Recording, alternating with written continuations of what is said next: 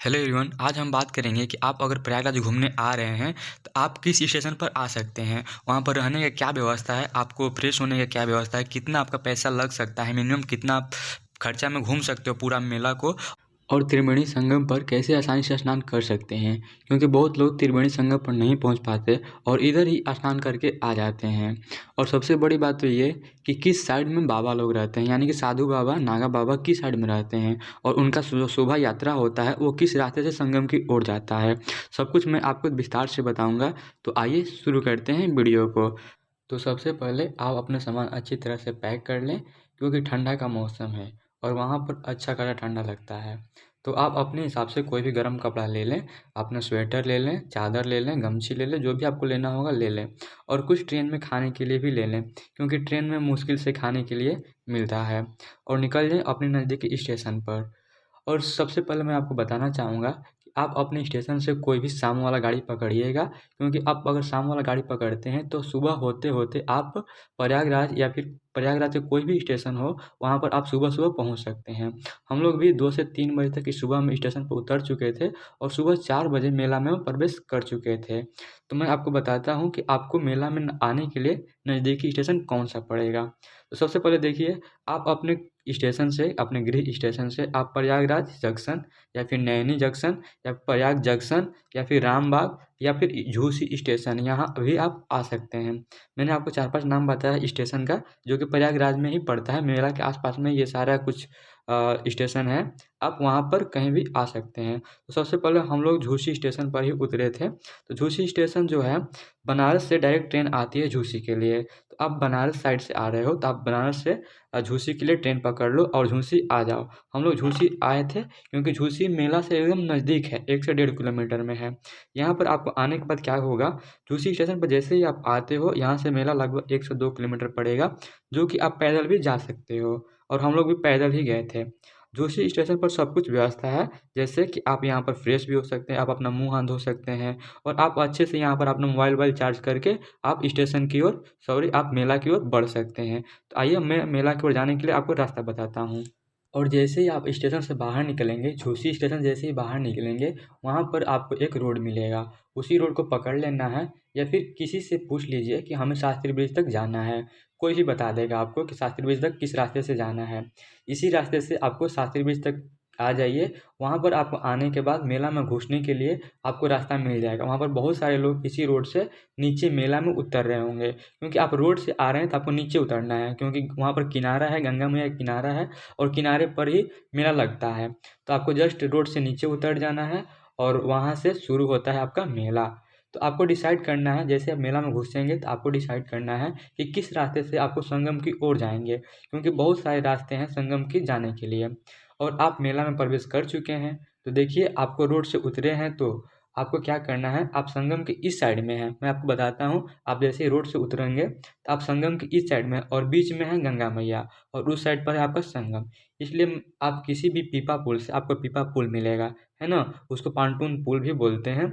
आप किसी भी पांटून पुल से, वहाँ पर बहुत सारे आपको पीपा पुल मिलेंगे, लेकिन मैं आपको कहूँगा कि आप 4 नंबर या फिर 5 नंबर पीपा पुल से उस पार चले जाइए। हम लोग भी 4 नंबर या फिर 5 नंबर ये पुल था, मुझे एग्ज़ैक्ट याद नहीं है, लेकिन मुझे लगता है कि 4 नंबर पीपा पुल ही था।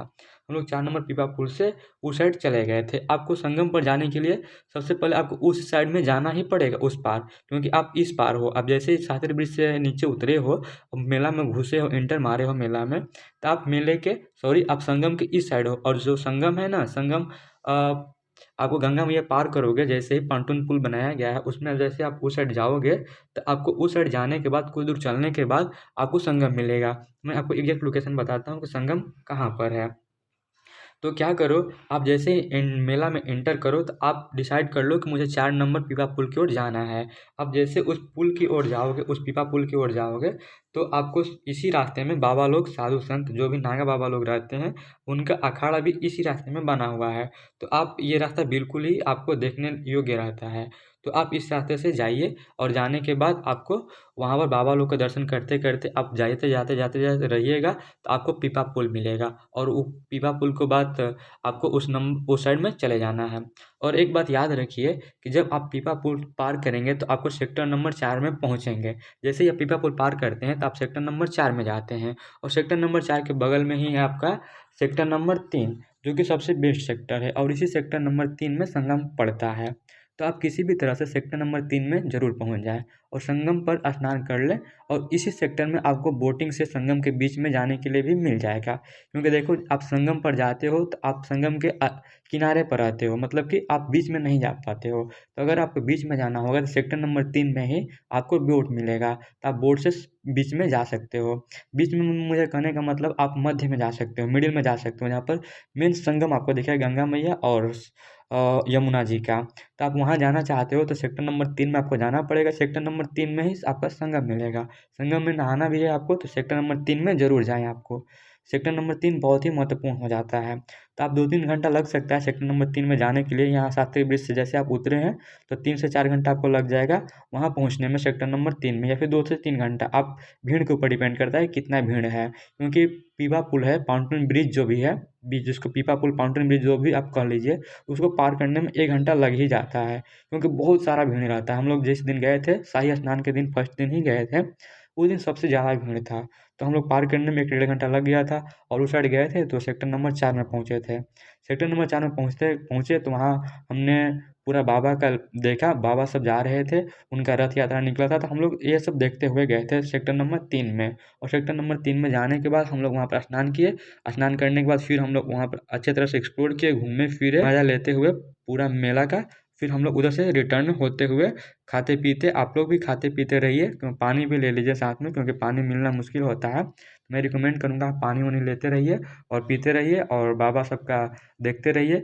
उनका जलवा निकलते रहता है, जुलूस निकलते रहता है, आप उनका एक्सप्लोर कीजिए और खाते-पीते जिस रास्ते से आप सेक्टर नंबर 3 में गए हैं, उसी रास्ते से सेक्टर नंबर 4 होते हुए और पीपा पुल होते हुए आप पीपा पुल 4 नंबर पार किए होंगे, तो हो सकता है कि आपको 4 नंबर से उधर से आने ना दें प्रशासन, इसलिए आप दूसरे पीपा पुल से, यानी कि 6 नंबर, 7 नंबर, 8 नंबर, किसी भी पीपा पुल से आप फिर इस साइड आ सकते हैं, शास्त्री ब्रिज के साइड आ सकते हैं। और इस साइड आने के बाद आप फिर मेन रोड पर आ जाइए और मेन रोड पर आने के बाद आप अपने स्टेशन की ओर निकल लीजिए।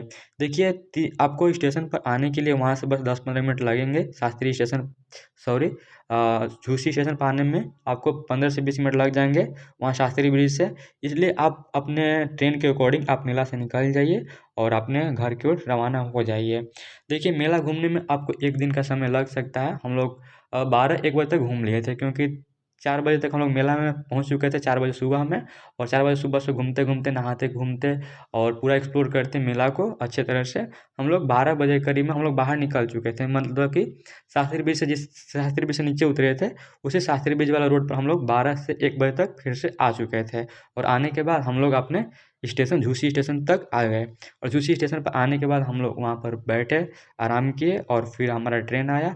आप लोगों को भी ट्रेन मिलेगा। आपको जिस भी स्टेशन पर जाना है, झूसी या फिर प्रयागराज जंक्शन या फिर रामबाग, जो भी आपको स्टेशन पर जाना है, आपको शास्त्री ब्रिज से गाड़ी मिल जाएगा। तो आपको वहाँ से आपको गाड़ी पकड़ लेना है अपने स्टेशन की ओर, या फिर झूसी स्टेशन से जाना है तो आपको झूसी बगल में ही पड़ेगा। आपको 15 से 20 मिनट लगेगा झूसी स्टेशन जाने में, तो आप वहाँ भी जा सकते हो। और अच्छी तरह से मेला में ज़्यादा आपको 4 से 5 घंटा मेला में आप घूम सकते हो, उससे ज़्यादा आपको घूमने का अवसर आप चाहते हो तो मिल सकता है। और मुझे लगता है कि 4 से 5 घंटा इनफ होता है घूमने के लिए, क्योंकि बहुत सारे बाबा लोग हैं, उनका रथ यात्रा निकलते रहता है। आप कितना भी देखोगे तो आपको 15 से 20 मिनट सफिशिएंट होता है। और देखो, जिस दिन हम लोग गए थे, एक लेटे हुए हनुमान जी हैं, लेटे हुए हनुमान जी का मंदिर है, हम लोग दर्शन नहीं कर पाए थे। आप ये कर लेना, आप दर्शन कर लेना, आप लोग अपने मन में रखना कि हम लोग उनका दर्शन करके ही आएँगे, क्योंकि जिस दिन हम लोग गए थे, शाही स्नान के दिन फर्स्ट दिन ही था, तो उस दिन मंदिर को बंद कर दिया गया था। तो आप जिस दिन भी जा रहे हो तो आप कोशिश करना, वो सेक्टर नंबर 3 में ही मिलेंगे उनका मंदिर, तो आपको लेटे हुए हनुमान जी का मंदिर का दर्शन कर लेना है। और वहाँ पर शाही स्नान के दिन हम लोग नहीं कर पाए थे, तो आप लोग वहाँ पर स्नान करके उनका दर्शन कर सकते हैं। वहाँ अकबर का किला, जो भी किला होगा आप एक्सप्लोर कर सकते हैं, बोटिंग का भी मज़ा ले सकते हैं और मेला को अच्छी तरह से वहाँ पर देखो। मेला में खाने के लिए मैं बता दूँ, आपको जलेबी मिल जाएगा, पानी पूड़ी, ये सब, बर्गर, ये सब भी मिल जाएगा। आपको थोड़ा बहुत आपको घूमना पड़ेगा, लेकिन उसके लिए आपको हर जगह नहीं मिलेगा, आपको कहीं-कहीं ये सब मिलेगा खाने के लिए। इसलिए मैं बोल रहा हूँ कि आप अपने खाने की व्यवस्था अपने पैक कर लीजिए, अपने बैग में रख लीजिए और वहाँ पर मेला में घुस जाइए। मेला में आपको घुसने के बाद बहुत सारे रास्ते मिलते हैं, आप कन्फ्यूज़ रहिएगा किस रास्ते से जाएँ, किस रास्ते से नहीं जाएँ। मैं आपको बता रहा हूँ कि आपको कोई भी रास्ता मिले, आपको बस ये याद रखना है कि आपको जाना है सेक्टर नंबर 3 में। आपका अल्टीमेट पर्पस ही सेक्टर नंबर 3 रहना चाहिए, क्योंकि संगम सेक्टर नंबर 3 में ही है। तो आप किसी भी सेक्टर नंबर में से जाएँ, मैं इसीलिए मैं शास्त्री ब्रिज बता रहा हूँ। शास्त्री ब्रिज से जैसे ही आप उतरोगे, आप नीचे जाओगे, किनारे पर जाओगे, उसके बाद आपको इसी साइड में आपको एक्सप्लोर कर लोगे, बाबा सबका अखाड़ा इसी साइड में रहता है। अखाड़े पार करते-करते इसी रास्ते से आप जब जाओगे, फिर पांटून पुल पड़ेगा, उस पुल को पार करोगे तो आप उस साइड चले जाओगे। उस साइड जाने के बाद आपको 4 नंबर सेक्टर पड़ेगा और 4 नंबर सेक्टर के बगल में सेक्टर नंबर 3 है। तो सेक्टर नंबर 3 में आपको चले जाना है और वहाँ पर जाने के बाद आपको अंदर जाना है। सेक्टर नंबर 3 में ऐसे नहीं है, जैसे घुसोगे वहाँ पर आपको संगम मिल जाएगा, ऐसा कुछ नहीं है। सेक्टर नंबर 3 में जैसे ही आप जाओगे, वहाँ जाने के बाद आपको और आगे जाना है, जाते-जाते आपको संगम मिल जाएगा। बहुत सारे लोग संगम की ओर तरफ जाएँगे, आप उनका रास्ता पकड़ लीजिए, उनके साथ हो लीजिए या फिर किसी से पूछ लीजिए कि संगम किधर पड़ेगा, जो मेन संगम है। आप संगम पर जाइए, वहाँ पर नहाइए और नहाने के बाद आपको जो भी करना है पूजा पाठ कीजिए और फिर मेला को एक्सप्लोर करते हुए उसी रास्ते से आपको फिर शास्त्री ब्रिज तक आ जाना है।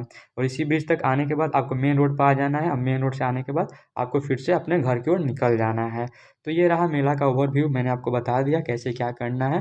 आपका मैं खर्चा की बात बता दूँ, तो देखो आप अगर भाड़ा निकाल देते हो, अपने किराए को निकाल देते हो, तो किराया निकालने के बाद जो भी आपका खर्चा लगता है ना, 400 से 500 रुपये खर्चा लगता है। क्योंकि आप प्रसादी खरीदते हो वहाँ पर, प्रसादी मैंडेटरी नहीं होता है, आप अपने हिसाब से प्रसादी खरीद सकते हो। उसके बाद जो आप खाओगे वहाँ पर मेला में जाने के बाद, वो आपके ऊपर डिपेंड करता है कि आप क्या खाना खा रहे हो, क्या रह रहे हो। देखो रहने का तो मैं नहीं कहूँगा कि आप रह लीजिए, क्योंकि रहने के लिए आपको क्या रहोगे, आप स्टूडेंट हो, घूमने गए हो, तो हम लोग नहीं घूम रहे थे, क्योंकि मेला 12-1 बजे तक घूमते-घूमते थक गए थे हम लोग। और ये 12-1 बजे ख़त्म भी हो गया था मेला घूमते-घूमते, अब क्या ही घूमे थे हम लोग। इसीलिए हम लोग 12-1 बजे तक निकल चुके थे मेला से और आप लोग भी निकल जाइए 12-1 बजे तक। जैसे ही आप 2-3 बजे गए हो मेला में सुबह में, तो इनफ होता है 8-9 घंटा घूमना। क्योंकि वहाँ से तो देखो मैं इंक्लूड करूँ खर्चा का, तो टोटल खर्चा हम लोग 6 आदमी थे, तो 1800 रुपया लगा था 6 आदमी में। तो सोच लो कितना लगा था, एक आदमी पर 300 रुपया पड़ा था। तो हम लोग 300 रुपया में एक आदमी घूम लिए थे पूरा प्रयागराज मेला को। तो आप भी घूम सकते हो, आप ग्रुप बनाओ अपने दोस्तों को, या फिर बना लिया हो तो चले जाओ और अपने दोस्तों के साथ भ्रमण करो, मेला को एंजॉय लो।